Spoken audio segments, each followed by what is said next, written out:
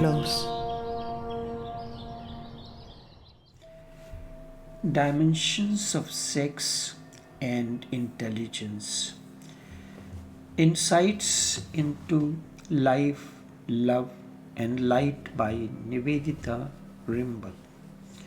Sex is your potentiality. When love expresses through you, it first expresses as the body. At the level of body, it becomes sex. If it expresses through the mind, which is higher, deeper, and subtler, then it is called love. If it is expressed through the spirit, it becomes prayer. Sex divides, creates division, strengthens ego, brings the deep feeling of separation. Ignorantly, one feels sex unites, but this remains an illusion. An entire humanity lives in this illusion. As sex begins to evaporate, love evolves as dawn of awakening. Dissolution of ego begins. Each moment and each interaction takes you deeper and deeper into the ocean of harmony and bliss. You enter timelessness. This is eternity. Love drives discovery. Resilience is your greatest strength. In love, there is oneness. This oneness is harmony, bliss, and light. Whatsoever you call this, a realization dawns that drop and ocean are one. Just two ways of living. Be drop-like, individual on the outside, but deep within be oceanic.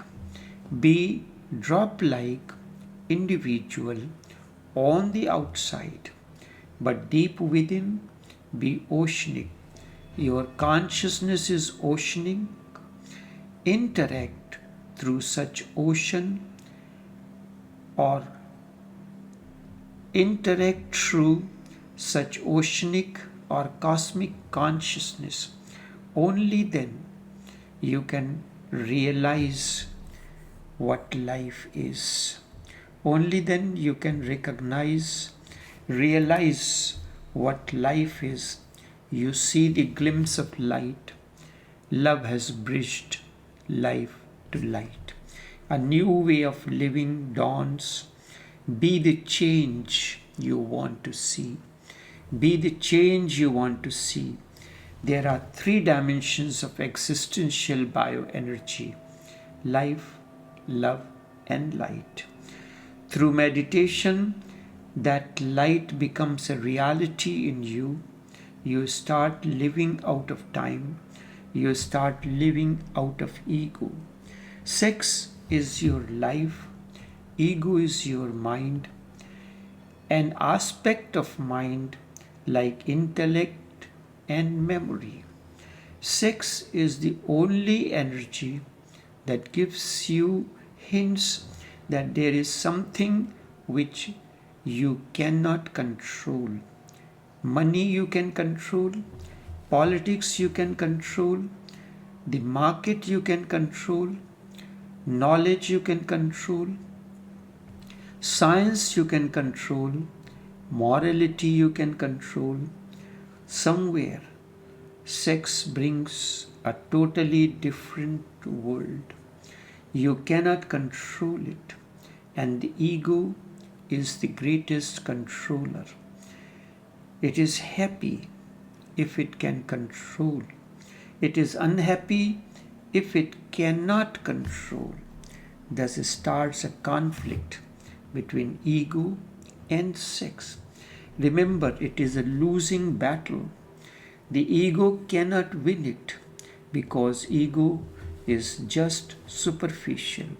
Sex is very deep rooted and existential. Sex is your life. Ego is just your mind. your head. Sex has roots all over you. Ego has roots only in your ideas, very superficial, just in the head. Sex is your potentiality. When love expresses through you, it first expresses as the body. At the level of body, it becomes sex. If it expresses through the mind, which is higher, deeper, and subtler, then it is called love. If it expresses through the spirit, it becomes prayer. If everything goes well and sex remains natural and flowing, it is a beautiful experience because you can have a glimpse of the second layer through it. If sex really is very deep, you forget yourself completely in it.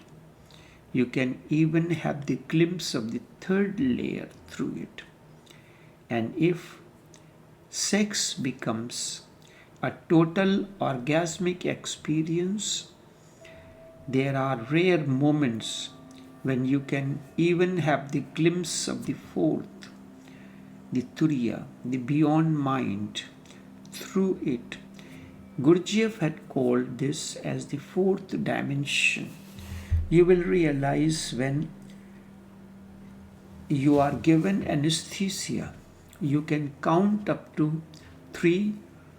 One, when the anesthetist asks you to count to know what state of consciousness you are in, 1 is very clear. 2 becomes a little dragging. 3 is more dragging, comes out as a sound. And 4th, no one completely able to say 4. But if sex fails, then many types of perversions happen into the mind. These perversions are expressed through hatred. Hatred is nothing but a failure of sex, a failure of love energy. Remember very clearly, hatred is nothing but a failure of sex, a failure of love energy. Violence, lust for money, the continuous conflicting attitudes of ego, war, politics, these are all sex perversions. Sex is potentiality.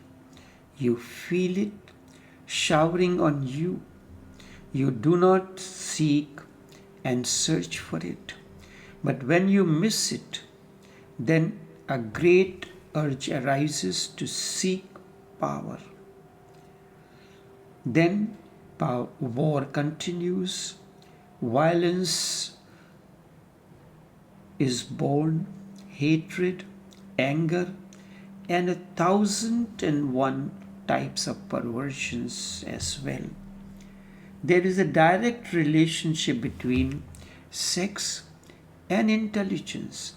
Remember, sex is a deep search to uncover not only bodies, not only the opposite sex, not only the opposite sex body, but everything that is hidden. That is the process of evolution. Look at the rock. It is outside. It has no center. There isn't anything. As compared to that, you look at a rose flower. It has everything outside.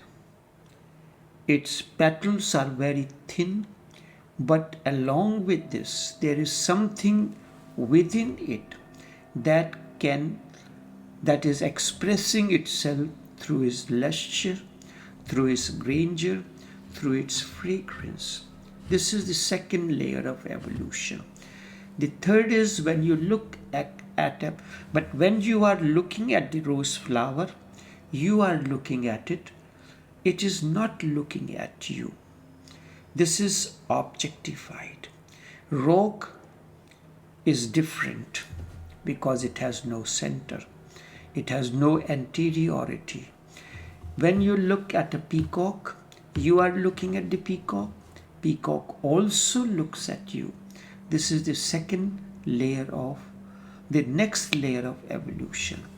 It has something within, but it is not aware of it, and it cannot evolve. It remains the same. The last stage of evolution is that of a Buddha. He has completely disappeared on the outside. He is inner. There is nothing outside.